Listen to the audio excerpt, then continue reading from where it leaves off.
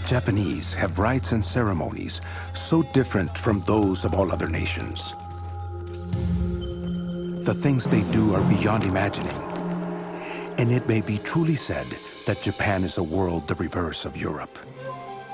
To the first Westerners in Japan, it was a mysterious world. It was the fabled Isle of Zipangu that Marco Polo had only heard about. The land of riches that Christopher Columbus set out to find.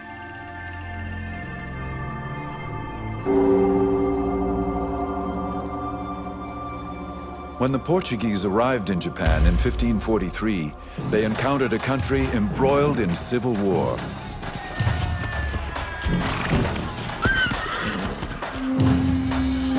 Out of this chaos, one samurai warrior would emerge.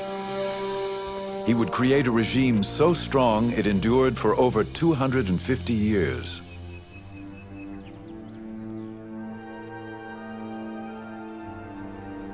Witnesses to this world, both Western observers and Japanese, wrote of these changing times. Theirs is a story of flowering culture, of poetic ritual, and of rigid power struggles. It is the saga of opening trade with Europe and then closing its doors to the West. These are the memoirs of Japan's secret empire.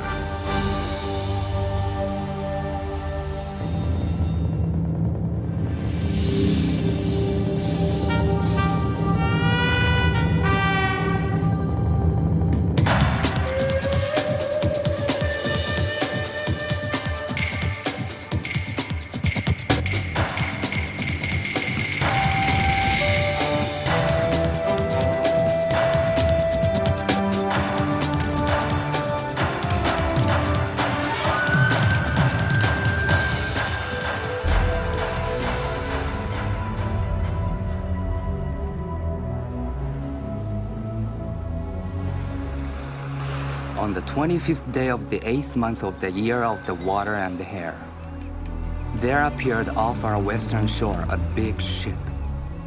No one knew whence it had come. As a Buddhist monk later recounted, samurai guards were quickly dispatched to warn their master. There were strangers on board these ships, unlike anyone the Japanese had ever seen. The local warlord, called a daimyo, summoned these strangers, the first Europeans to ever set foot on Japanese shores. It was the year 1543.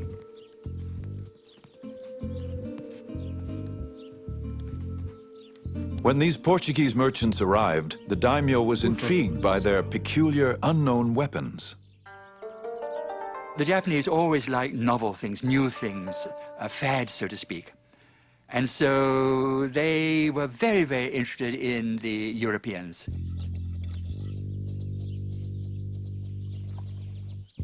After he watched the Portuguese shoot down a duck, the daimyo purchased 2 guns and put his swordsmith to work making copies. Then he asked for shooting lessons.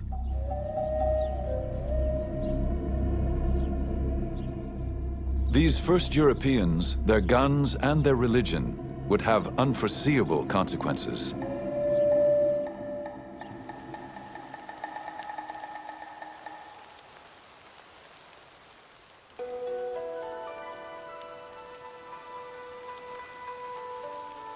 In this same year, a boy was born to a daimyo family.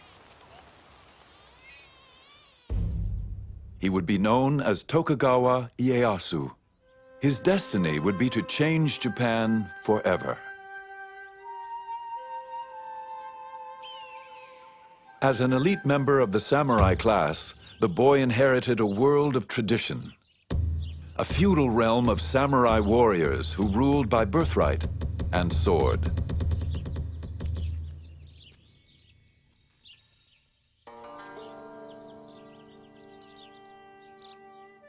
The son of a daimyo lord, Ieyasu would soon have to give up children's games for the politics of war.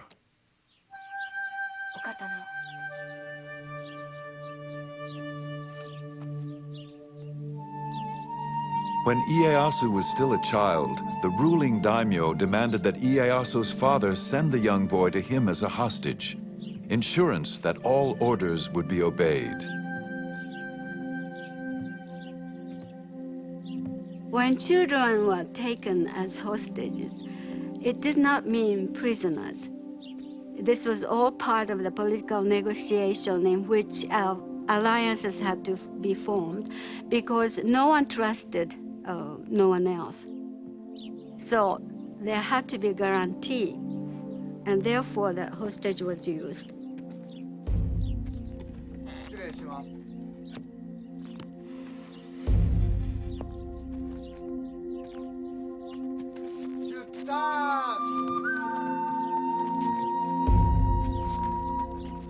As a hostage, the young samurai boy traveled in the style befitting his daimyo rank.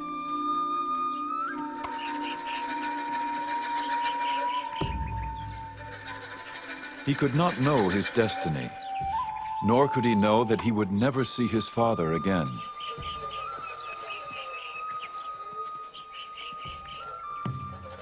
He would grow up a hostage, his life captive to the turmoil of civil war.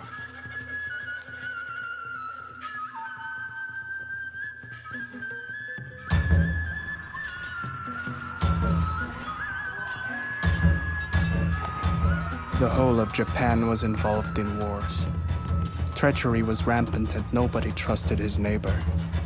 They would enter into league with one faction and then desert it for another, as the winds of fortune blew.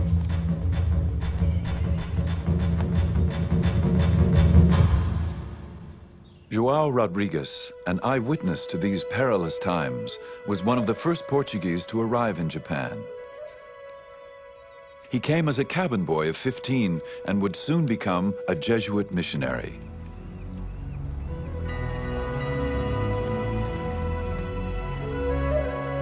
As Portuguese merchants traversed the oceans in search of new ports for trade, Jesuit missionaries accompanied them, searching for souls to save.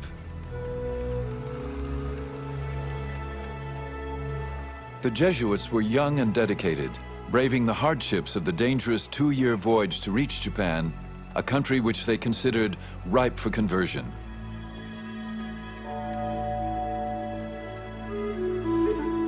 They sent home tantalizing reports of an alien world.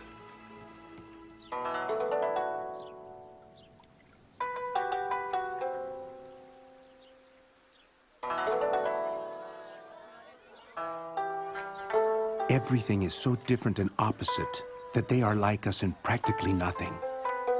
Now, all this would not be surprising if they were like so many barbarians. But what astonishes me is that they behave as very prudent and cultured people in all these matters. This is something which I would not dare to affirm if I had not had so much experience among them.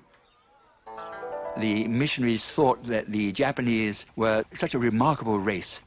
Their culture was so developed that it was worthwhile writing back to Europe about the culture which they found, the language the Japanese spoke, and a very complex political system without any influence from Christianity, without any influence from Europe. And so I think this is a thing which one should bear in mind, that this was the first time Europeans dealt with Asians on equal terms and not as conquerors and conquered people. Their way of writing is very different from ours because they write from the top of the page down to the bottom. I asked a Japanese why they did not write in our way, and he asked me why we did not write in their way. He explained that as a head of a man is at the top and his feet are at the bottom, so too a man should write from top to bottom. During his more than 30 years in Japan, João Rodrigues became so fluent in Japanese, he became known as the interpreter. His work allowed him to observe all levels of society, from the highest daimyo warlords to the lowest Japanese farmer. Every class of person, noble or humble, uses a fan throughout the whole kingdom. People who have business matters and other things which they wish to remember, write them down on their fans. They are always carrying these fans about in their hands, opening them, shutting them, and looking at them. Nobody would go out into the street without one.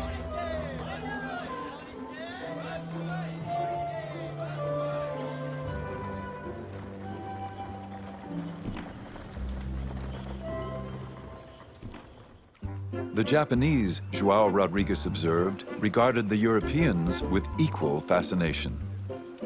They greatly wondered at our big and long noses, thick beards, and red or fair hair, and considered all these things as so many defects. They called them the Southern Barbarians, which is not a very flattering term. Their eating habits were rather different. The Japanese were so polite, eating with chopsticks, etc. Whereas in those days, Europeans normally ate with just a knife and with your fingers. And then, of course, most of the Japanese take a bath every day, whereas Europeans, I'm afraid in those days, went for months and months and months without taking a bath. And to some extent, they deserved the epithet of barbarians. But however they were regarded, the missionaries were determined to stay in Japan. Our only desire was to preach and proclaim the law of the Creator. Even if there were only one Japanese Christian in the whole country, any missionary would spend all his life here just for the sake of that one person. These men were very, very zealous, and the conditions were rather good for the conversion of people to Christianity. When you have bloodshed, revolutions, fighting, battles, death in large numbers, obviously people's thoughts do tend to go to the next life. In little more than 50 years, these missionaries established over 200 Catholic churches, primarily in southern Japan, and converted up to 250,000 Japanese.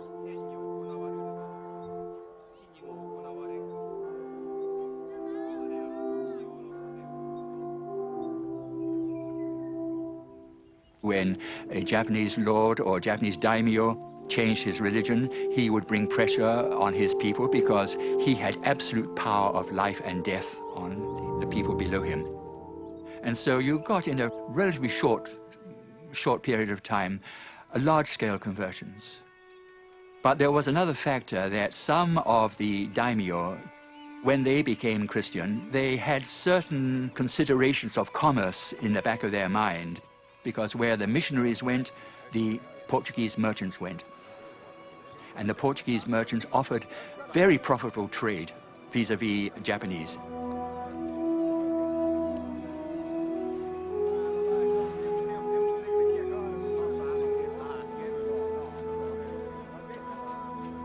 Commerce and religion intertwined. Some Japanese profited, while others watched with growing concern, convinced of Christianity's threat to their power. Merchants and missionaries, these early Europeans had set a course which would eventually run into unexpected consequences.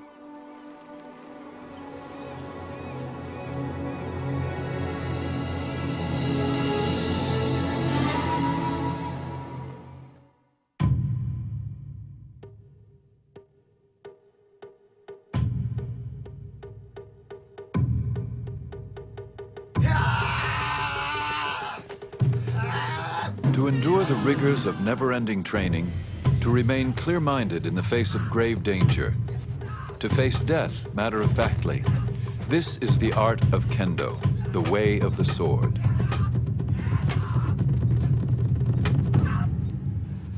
Master swordsmen taught young samurai the skills of sword fighting and the traditions of a samurai code of honor. This was the education the young Ieyasu would receive, even as a hostage. When you took a hostage in a certain class, they were usually treated very cordially, and they were given education just as they would be given at home. He probably had a very stoic, Spartan kind of education, taught military skills, martial arts, and Chinese classics, Japanese classics. The entire life of Ieyasu was that of patience and forbearance, people say.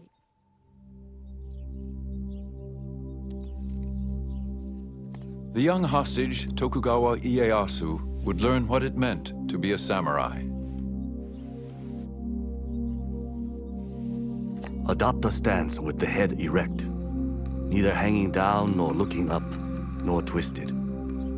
Do not roll your eyes nor allow them to blink, but slightly narrow them. Brace your abdomen so that you do not bend at the hips. A legendary swordsman, Miyamoto Musashi, would preserve the way of the samurai in a classic book, The Five Rings. It was a guide to strategy, its philosophy embraced in Japan even to this day. In all forms of strategy, it is necessary to maintain the combat stance in everyday life, and to make your everyday stance your combat stance.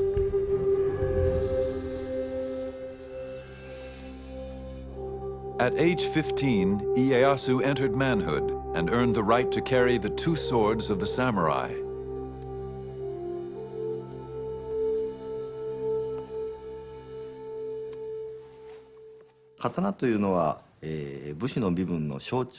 The sword was the symbol of the samurai class. Only the samurai were authorized to carry two swords, a large one and a small one. The samurai, with these two swords, ruled over the farmer and the merchant. You're born into being a samurai, it's a responsibility. Amongst the responsibilities of being a samurai was always carrying one's sword to use to enact justice. If somebody were rude to you, it was your duty to kill them. But still, no samurai would walk around outside without a sword. And if they were caught without a sword, they could be punished for not upholding their duty. While the samurai class comprised less than 10% of the population, their presence loomed larger than life. Even the missionaries wrote as if the samurai were the whole of society. They carry a sword and dagger both inside and outside the house, and lay them at their pillows when they sleep. Never in my life have I met people who rely so much on their arms. They are very warlike, and are always involved in wars, and thus the ablest man becomes their greatest lord. It was not only the men who swore to uphold this ideal. Samurai women were also trained to protect their family. The most important thing about samurai's daughters or wives was never to forget the honor and the pride as samurai's daughter. In crisis, they had to be prepared to kill themselves rather than be shamed, disgraced by the enemies.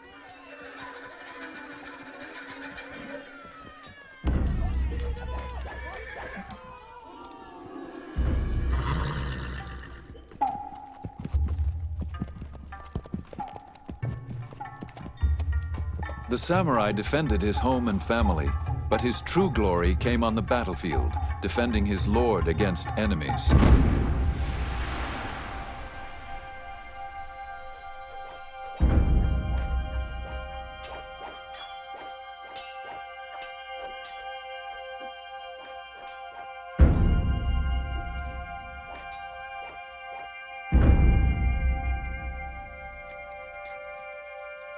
The samurai dressed carefully for combat.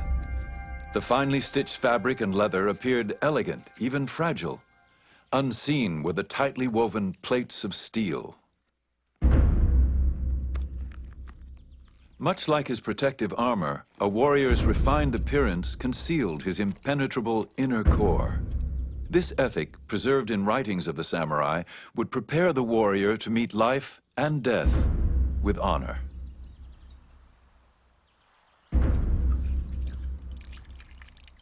A samurai would wash himself with cold water every morning, scent the shaven top of his head and hair with incense to make himself presentable. He was ready to be killed in battle at any moment. Cherry blossoms are often compared to the samurai, They are a beautiful sight, like the warrior in his shiny armor, but it takes only one big storm for the petals to fall to the ground, just like the warrior in battle.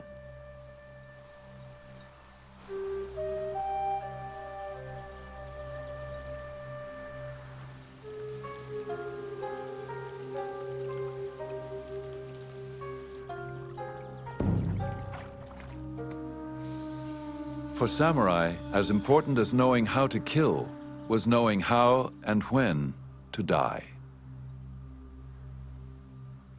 In the battlefield especially, your last moment of life, you have to show your control. The controlling your body, controlling your destiny, fate, is the indication of your internal strength. So it's the last moment that you have to stage your death. Seppuku, or harikiri, is the ritual of suicide as practiced by samurai. A samurai warrior carried two swords on his hip, a long one and a short one. The short sword was for cutting open his abdomen. Why would a samurai cut open his abdomen? Well, Japanese, especially samurai, believed that the heart was in the belly. They believed that whether their heart was pure or impure would be revealed when they disemboweled themselves. From the death poem to the final thrust of the dagger, seppuku is a ceremonial ritual of suicide ensuring an honorable death.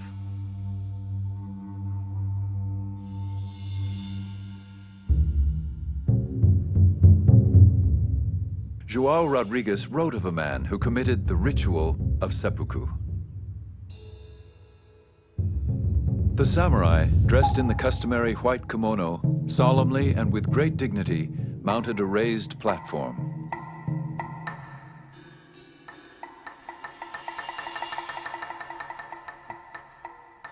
Then, in a loud voice, he told them to watch him carefully as he cut himself open.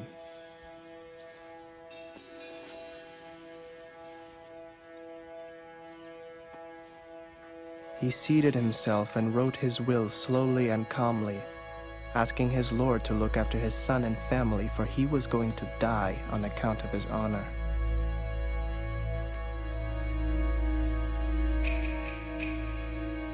He bade farewell, and then in front of them all, he fearlessly cut his belly. And so he died. This sort of thing often happens.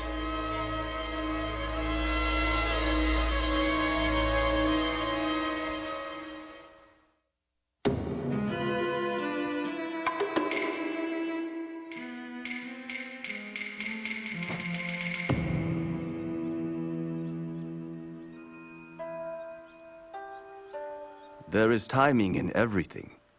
Timing in strategy cannot be mastered without a great deal of practice. There is timing in the whole life of the warrior, in his thriving and declining, in his harmony and accord. These are the enduring principles which guided the life of the samurai warrior. For Tokugawa Ieyasu, patient strategizing would become his most powerful weapon. He was now of age, 18 years old and married with 2 children, but he was still a hostage of the ruling daimyo warlord.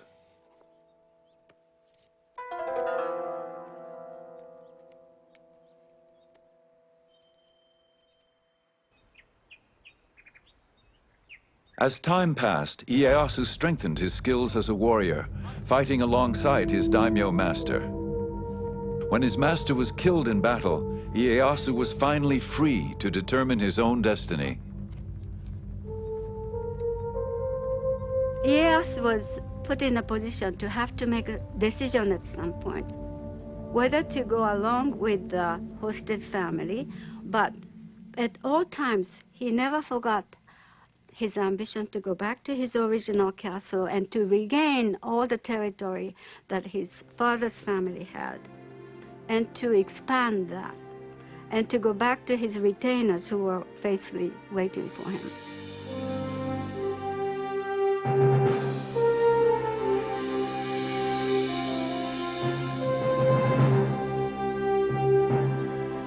Ieyasu reclaimed his title as an independent lord, a daimyo.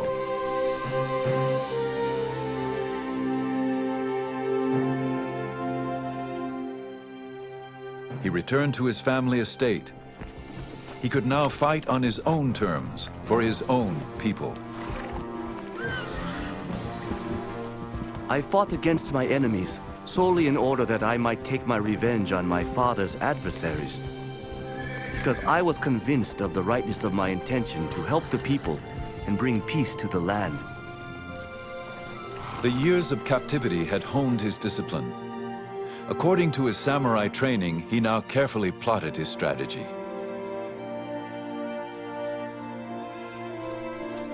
In a crucial move, Ieyasu allied himself with the man who killed his daimyo master, Oda Nobunaga.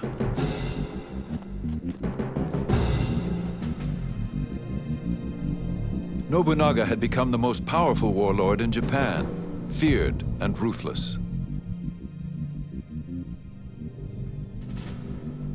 The missionary João Rodrigues documented Nobunaga's campaign to unify Japan. Nobunaga was the first to begin cutting through the thick forest of wars and discord in Japan. He subdued about half the country, and fear of him made the remaining part ready to obey him in anything.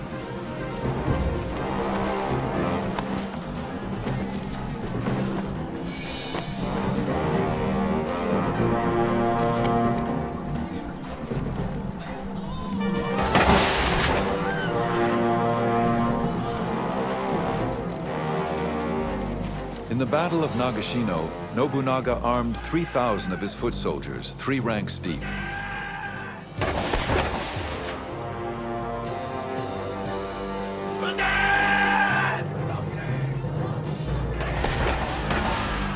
As 10,000 enemy warriors charged, Nobunaga's musketeers fired in succession, decimating the opposing army.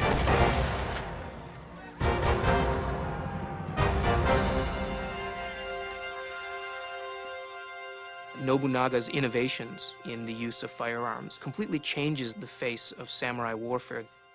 The old idea was where you would have 2 samurai meet on the field of battle. They would shout out their names and their lineages, where they were from. Sometimes one would ride out in front of all these troops and challenge someone to come and defeat him.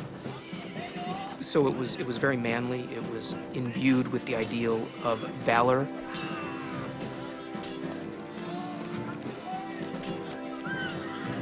Now you have faceless ranks of samurai shooting other faceless ranks of samurai. Nobunaga continued to amass power until one night treachery within his inner circle caught him off guard.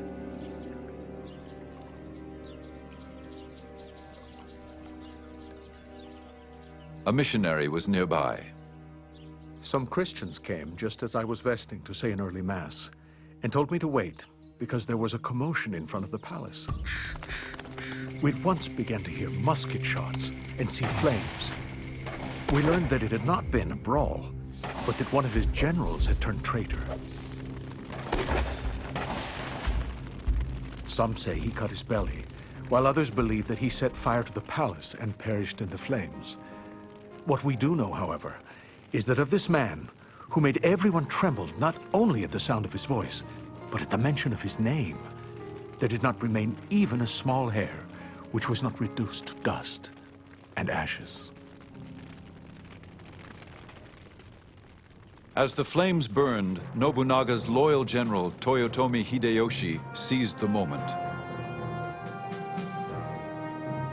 Hideyoshi immediately springs into action, murdering the murderer of his own lord, which then gives him the right, in essence, to claim leadership of Nobunaga's vast coalition of armies.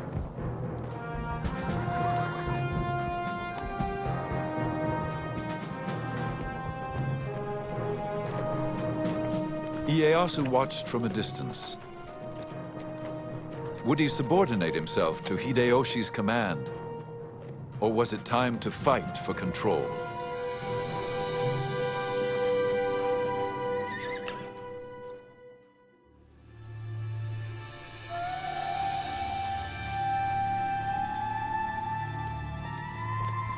Nobunaga, Hideyoshi, and Tokugawa Ieyasu.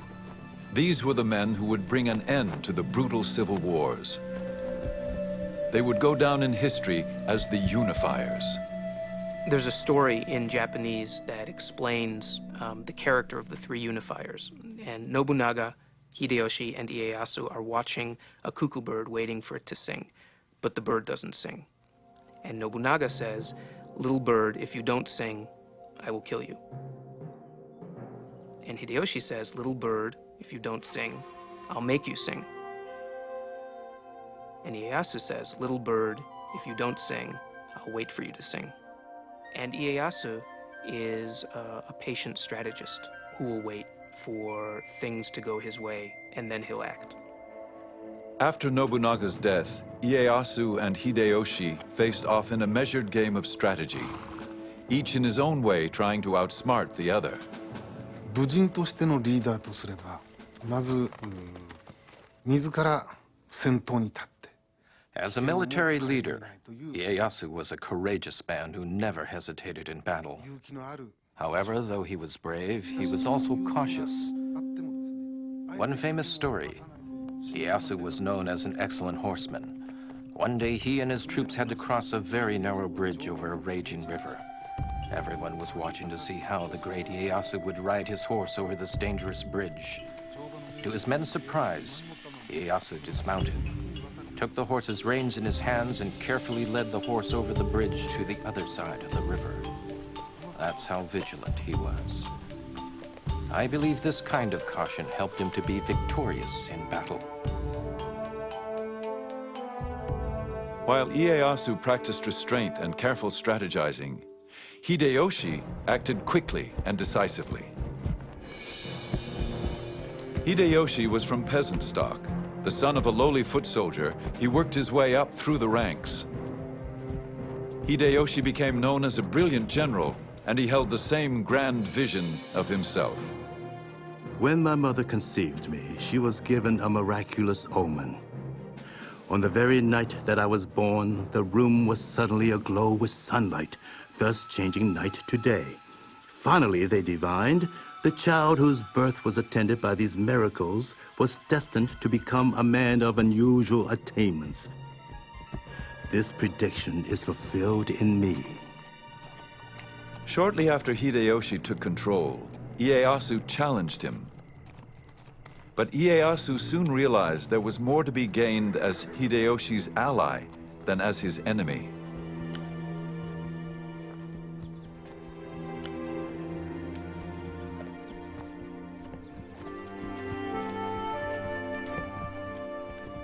Hideyoshi rewarded Ieyasu for his loyalty with a vast domain of land and ordered him to make his headquarters in the remote fishing village of Edo, 300 miles east of Hideyoshi's castle in Osaka.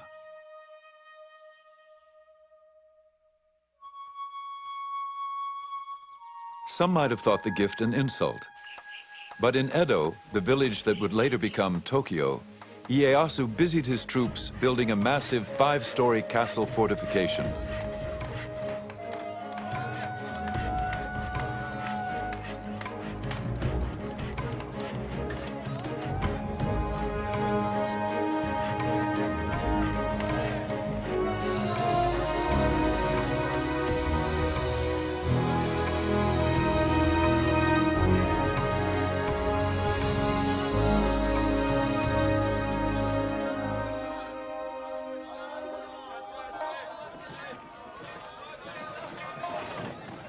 Within the walls of the city of Osaka, Hideyoshi was consumed with fortifying his own castle. Reputed to be the most impregnable fortress of its time, it was also one of the most ostentatious. Osaka Castle had a strategic location, close to the Emperor's palace in nearby Kyoto. For centuries, the emperor had remained a ruler in name only, ignored by those who truly held power. He whiled away his days with court gossip, calligraphy, and poetry. By Ieyasu's time, the court is still powerless, but It is only the court which can appoint the shogun. So in the ultimate symbolic sense, the court is still the arbiter of final resort. That's why all the warlords are aiming for Kyoto. You have to get the emperor to recognize that you're the most powerful of all of the combatants on the field of battle.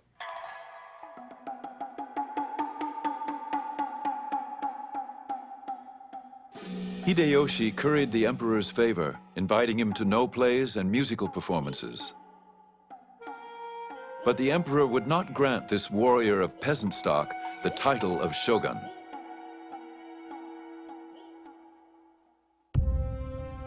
Ieyasu never relinquished his desire for power. He offered the emperor more than invitations. He arranged the marriage of one of his granddaughters to the emperor's son. All of the lords in Japan used family to cement political alliances. You would marry off daughters or marry off sons. What Ieyasu did in particular was have an abundance of sons that he could use. He could set them up to support his nascent government. He could set them up as independent military lords that he could then call upon for help. In contrast, Ieyasu's rival Hideyoshi failed to produce a male heir. Finally, he adopted a nephew and groomed him as his successor. Then, at 60 years of age, Hideyoshi finally fathered a son of his own. He called him Hideyori, and he was the jewel of his life. Hideyoshi's thoughts now turned to the safety and survival of his young son. I cannot describe the endless tedium, as if I were guarding an empty house when Hideyori is not here with me. I say again, strictly order that all be vigilant against fire. Each night have someone make the rounds of the rooms 2 or 3 times. As Hideyoshi obsessed over his own son, his adopted son, now an adult, was in peril. It's clear that by the end of his life, Hideyoshi was acting more and more erratically. He became increasingly cruel, if not sadistic. Then when he finally, in his final years, produced an heir of his own, he ordered this adult male who had been his heir to commit suicide. Hideyoshi then ordered his adopted son's entire family put to death. A missionary recounted. They were drawn along the streets in the carts to the open view of the world. 31 ladies and gentlewomen, with the 2 sons and 1 daughter of his adopted son, the oldest of whom was not more than 5 years old. All their bodies were thrown into a pit, over which was built a little chapel with a tomb in it, with this inscription: the tomb of the traitors.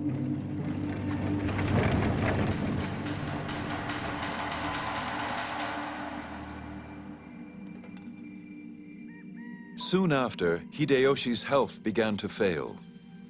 He wrote his death poem. Ah, as the dew I fall, as the dew I vanish. Even Osaka Fortress is a dream within a dream. Hideyoshi then called Ieyasu and 4 of the most powerful daimyo to his deathbed. He appointed them legal protectors of his 5-year-old son Hideyori, his heir and the future ruler of Japan.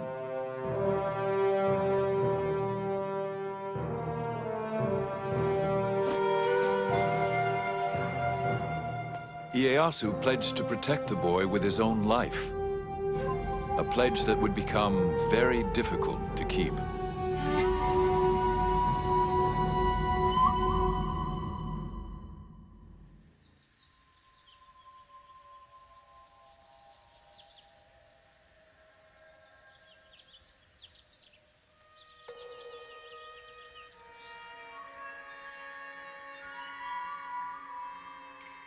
It is said that war is a curse. It is resorted to only when it is inevitable. However, in time of peace, do not forget the possibility of disturbances. Ieyasu was on guard. Those daimyo who feared his growing power began to plot against him. Ieyasu's territory now extended throughout most of Japan. He was determined to maintain his holdings and expand his base of power. One of Ieyasu's nicknames is the Old Badger, and it reflects his craftiness as well as his famed ability to wait. And he waits until after Hideyoshi is dead, until he has a clear preponderance of power, and then makes his move to become the dominant military leader in Japan. Ieyasu mobilized his troops. He sent one division to Ogaki Castle, where his enemies were gathering.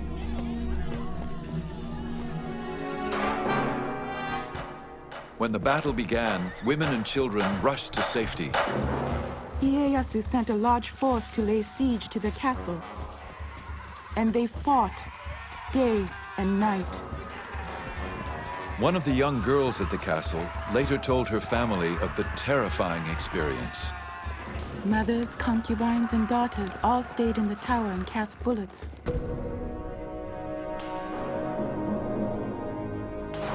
There was panic. A bullet struck my younger brother, killing him on the spot. It was a cruel sight. Indeed, it was. We felt as if we should die. There was nothing but fear and horror left. As the battle wore on, heads of slain warriors were brought to the castle to be prepared for the ritual presentation to the victor.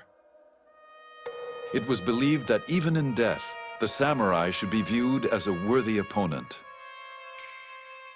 Those people who were in the castle would wash the heads, and they would put some cosmetics on the face of the dead corpses, because they were proof of having killed someone important.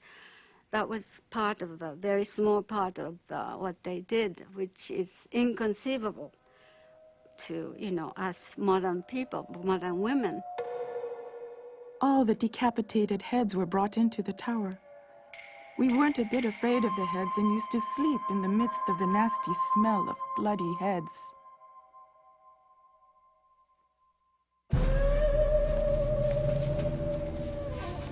Victorious at Ogaki Castle, Ieyasu's troops now pursued the rebellious daimyo and their armies. They faced off in a narrow valley just west of the village of Sekigahara. This would be the battle that changed the course of Japanese history. Ieyasu set up his command post atop a hill overlooking the valley, waiting through the night for the rest of his armies to arrive. At dawn, Ieyasu's attendant physician hastily noted in his journal, "Slight rain. Dense fog in the mountain valley. Can't see. Barely made out enemy banners. On horseback, Lord Ieyasu made out their positions. Estimate distance at 2.5 miles. Ieyasu was outnumbered, with only 50,000 troops challenging his enemy's 80,000. He waited for his son to arrive with reinforcements.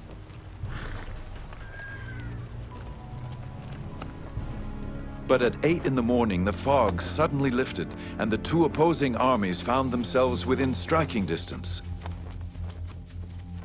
Ieyasu could wait no more. Rallying his troops, it was said he sent them forward with his famous battle cry. "There are only two ways to come back from the battlefield. With the head of an enemy, or without your own."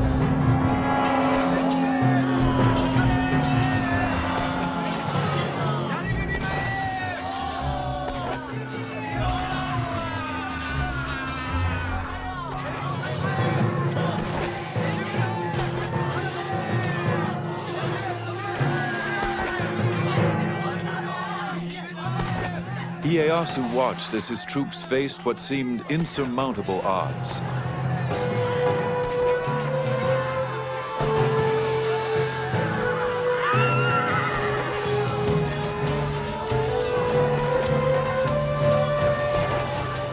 Then, suddenly, the tide turned.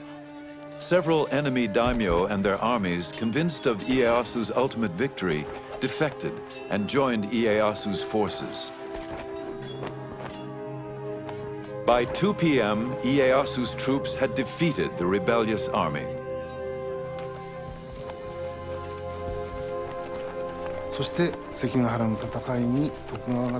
Tokugawa's victory at Sekigahara brought an end to the warring states and signaled the beginning of a new era.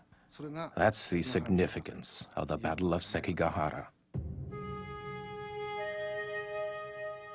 In recognition of Ieyasu's power, the emperor awarded him the title of shogun, the barbarian-subduing generalissimo.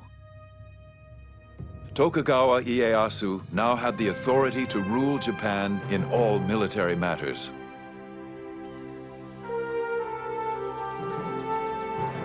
He ruled unchallenged, but always there was the specter of Hideyoshi's young son Hideyori growing up in Osaka Castle. Ieyasu had sworn with his life to protect the boy who could someday lay claim to all Ieyasu had won.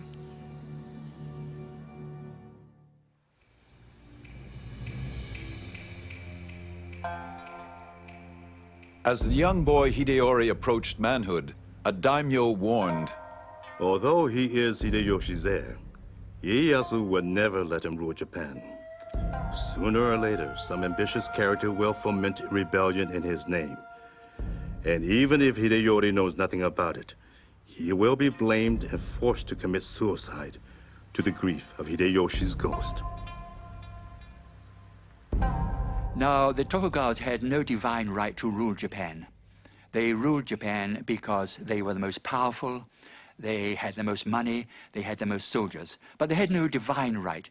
And there were many other powerful daimyo, especially in the West, the Christian daimyo. And so, if there were any philosophy, any political movement that would bring these daimyo together as a coalition against the Tokugawa family, that was very dangerous. Tokugawa Ieyasu tolerated no dissent. He expelled many of the foreign missionaries, including João Rodrigues. Ieyasu wanted to clear the board of all these foreign influences which were just muddying the waters, making life more complicated. He even ordered all Christian activity among the Japanese halted. But still he faced the only true threat to his power, the young Hideyori.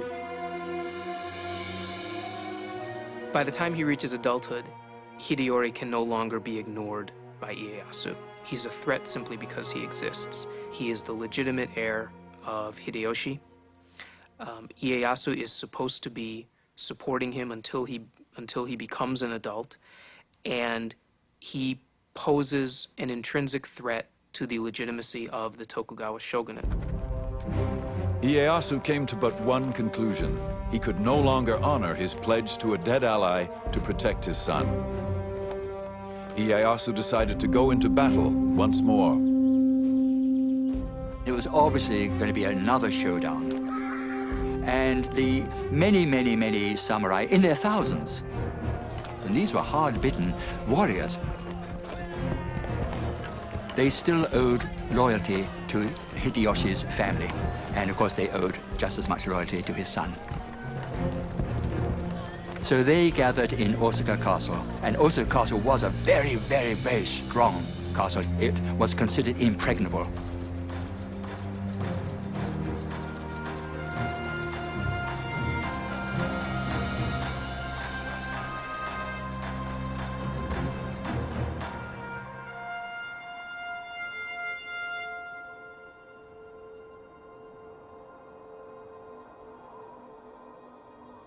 In the winter of 1614, Ieyasu accused Hideyori of subversion and ordered his troops to advance against Osaka Castle.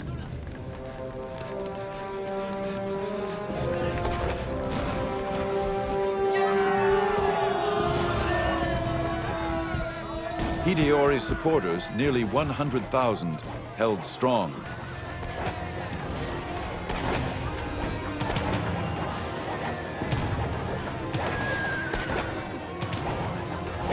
Ieyasu retaliated with a devious plan. He sent a woman samurai to negotiate a truce with Hideyori's mother.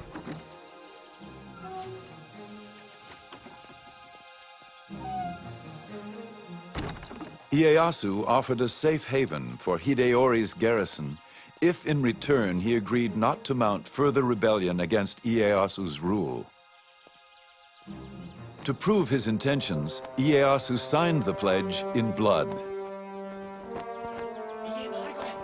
Hideyori's mother convinced her son to accept the offer. Ieyasu's ploy had worked. As soon as the fighting stopped, Ieyasu began to fill in the moats of Osaka Castle, the deep moats. And the people in the Osaka Castle protested a lot. That was not in the agreement. But that didn't matter. They filled in the moats.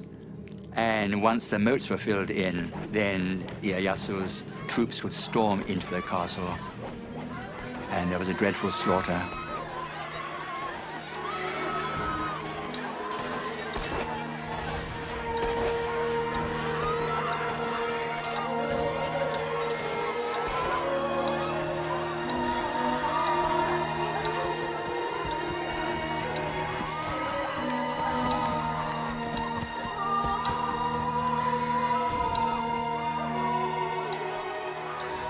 Thousands of defeated soldiers, women, and children fled the castle compound.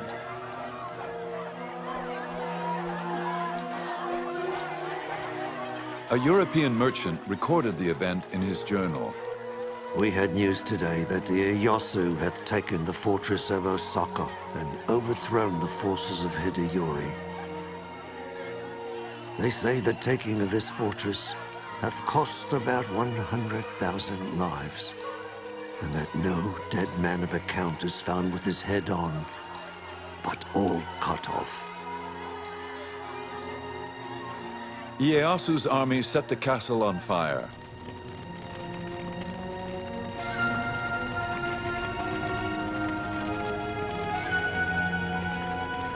As the flames raged around him, Hideyori refused to surrender and was left with no other option. He committed seppuku.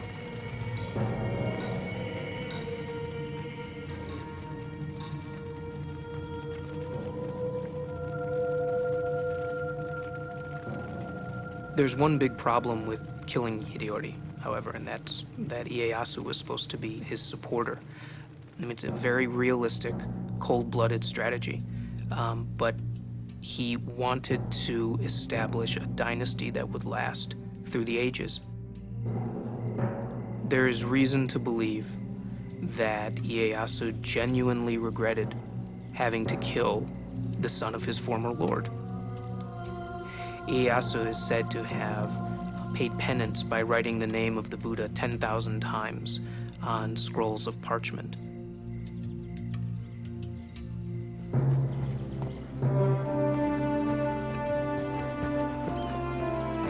Tokugawa Ieyasu had wiped out the last threats to his power, or so it seemed. But not everyone was under his control. There were the Western traders who he valued but mistrusted, and the Christians who he considered a threat. Tokugawa Ieyasu had won the wars. His struggle to control the future of Japan had just begun.